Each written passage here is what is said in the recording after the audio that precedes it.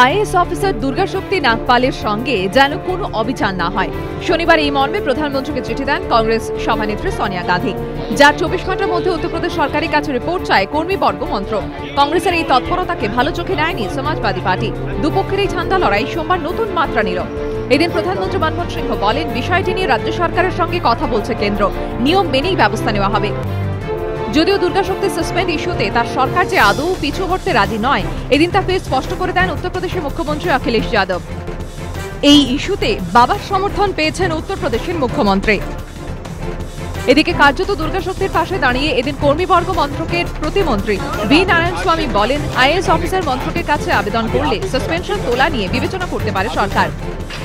কেন্দ্রীয় মন্ত্রীর এই মন্তব্যের প্রেক্ষিতে সমাজবাদী পার্টির নেতা রামগোপাল যাদবের কটাক্ষ, কেন্দ্র সব আইএএসকে তুলে নিলেও রাজ্য চালাতে তাদের কোনো অসুবিধা হবে না।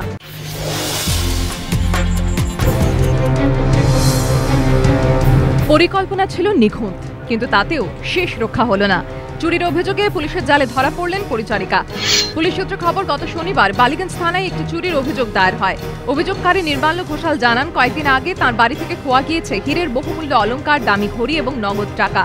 ঘটনার তদন্ত শুরু করে পুলিশ। সংশ্লিষ্ট সকলকে জিজ্ঞাসাবাদের পর তদন্তকারীরা এক প্রকার নিশ্চিত হন ঘটনার পেছনে রয়েছে বাড়ির পরিচারিকায়। তদন্তে নেমে পুলিশ জানতে পেরেছে, গত 27 জুলাই নির্মাল্য ঘোষালের বাড়িতে কাজে যোগ দেন বছর 45-এর নীলা রায়, কিন্তু 31 জুলাই কাজ ছেড়ে দেন তিনি। কিন্তু মাত্র 4 দিনের মধ্যেই কেন কাজ ছেড়ে দিলেন ওই পরিচারিকা? এই ঘটনায় পরিচারিকার প্রতি সন্দেহ আরও বাড়ে পুলিশের। শুরু হয় নীলা রায়ের খোঁজে তল্লাশি। রবিবার রাতে সোনারপুরের বাড়ি থেকে গ্রেফতার করা হয় অভিযুক্ত পরিচারিকাকে। তখনই পুলিশ জানতে পারে নাম ভাড়িয়ে কাজে ঢুকেছিলেন অভিযুক্ত পরিচারিকা। কামদুনিতে কলেজ ছাত্রীকে ধর্ষণ করে খুনের পরই গ্রামের নিরাপত্তা এবং পরিবহন ব্যবস্থা নিয়ে প্রশ্ন ওঠে। অভিযোগ দায়ের হয় রাজ্য মানবাধিকার কমিশনে। সেই অভিযোগের প্রেক্ষিতে কামদুনির পরিবহন ব্যবস্থা নিয়ে সোমবার কমিশনের কাছে বক্তব্য পেশ করলেন পরিবহন সচিব। গত 22 জুলাই একটি সামাজিক সংগঠনের সম্পাদিকা মালিনী ভট্টাচার্য কমিশনে লিখিত আকারে অভিযোগ জানিয়ে বলেন, কামদুনিতে ছাত্রীকে ধর্ষণ করে খুনের ঘটনার পর গ্রামবাসীরা নিরাপত্তাহীনতায় ভুগছেন। মানবাধিকার কমিশনের সুপারিশে গ্রামে পুলিশ ক্যাম্প বসানো হলেও তা উঠিয়ে নেওয়া হয়েছে।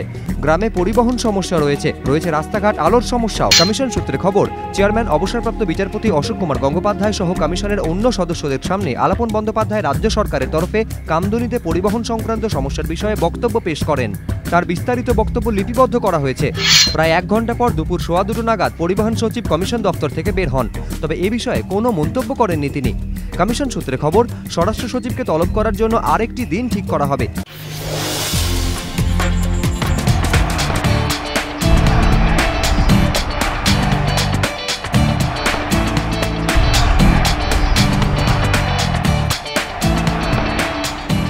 তার ব্যাটের ঝলকে উজ্জ্বল ক্রিকেট গ্রহ।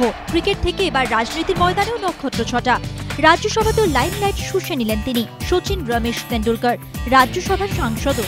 বাদল অধিবেশনের প্রথম দিন। অধিবেশন শুরু হতে বেশ কিছুক্ষণ বাকি, কিন্তু তখনই হাজির সচিন, সঙ্গে সংসদ বিষয়ক মন্ত্রী রাজীব শুক্ল। গত বছরের এপ্রিলে রাজ্যসভার সাংসদ হিসেবে সচিনকে মনোনীত করা হয়। নীল স্ট্রাইপ শার্ট, কালো ট্রাউজার। রাজ্যসভার অধিবেশনে যোগ দেওয়ার সঙ্গে বেশ কয়েকজন সাংসদের সঙ্গে হাত মেলালেন সচিন। সেখানে ছিলেন আর এক নক্ষত্র, জাভেদ আখতার। তার সঙ্গে গভীর আলোচনায় ডুবে গেলেন সচিন। তিনি তখন রাজ্যসভার সাংসদের আসনে, আর ভিজিটার্স গ্যালারিতে স্ত্রী অঞ্জলি। চ্যাম্পিয়ন্স ট্রফির জন্য এদিন ভারতীয় দলকে অভিনন্দন জানান হামিদ আনসারি। 10 মিনিটের জন্য মুলতবি হয় অধিবেশন। তখনও আকর্ষণের কেন্দ্রবিন্দু তিনি। ক্রিকেট নক্ষত্র নিজেই উঠে গিয়ে দেখা করলেন প্রধানমন্ত্রীর সঙ্গে, হাতও মেলালেন তার সঙ্গে।